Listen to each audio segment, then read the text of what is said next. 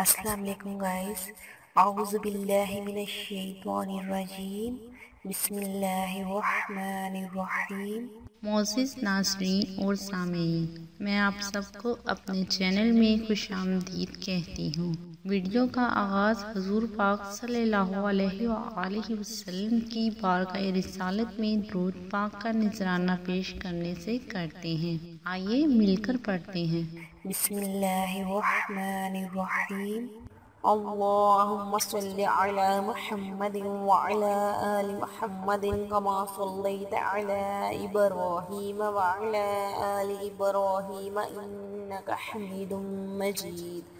अल्लाहुम्मा बारिक अला मुहम्मदिन व अला आलि मुहम्मदिन कमा बारकता अला इब्राहीम व अला आलि इब्राहीम इन्नका हमीदुम मजीद।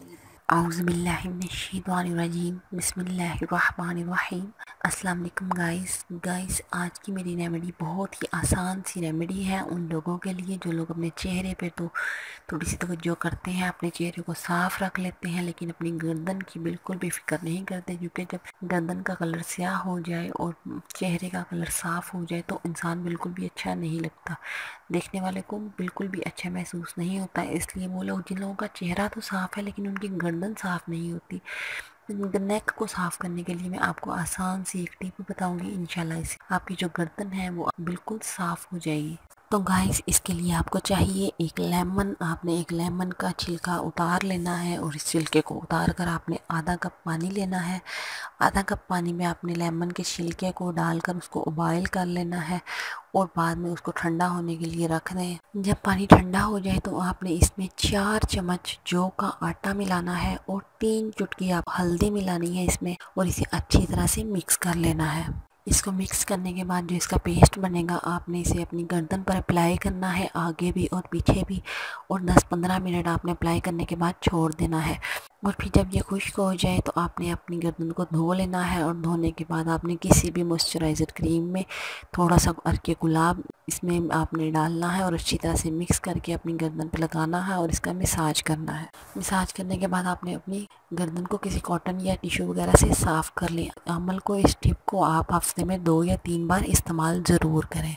जब आप इसे हफ्ते में 2 या 3 मरतबा यूज़ करेंगे तो इंशाल्लाह आहिस्ता आहिस्ता आपको इसके रिज़ल्ट बहुत ही अच्छे मिलेंगे। बहुत ही आसान सी टिप है, आप इजीली घर में कर सकते हैं। आप करें, इंशाल्लाह इससे आपको बहुत ज़्यादा फ़ायदा होगा। गाइस, अगर आपको किसी भी बात की समझ ना आई हो या फिर आप किसी भी मसले के बारे में जानना चाहते हो तो आप मुझे कमेंट्स करके पूछ सकते हैं। ओके गाइस, उम्मीद करती हूँ आपको मेरी ये छोटी सी कारआमद वीडियो पसंद आई होगी। अगर आपको मेरी ये वीडियो अच्छी लगी तो लाइक और शेयर ज़रूर कीजिए, और मज़ीद अच्छी अच्छी वीडियोस हासिल करने के लिए मेरे चैनल को सब्सक्राइब करना बिल्कुल मत भूलिएगा। ओके गाइस, अपना ख्याल रखिएगा। ओके, अल्लाह हाफिज़।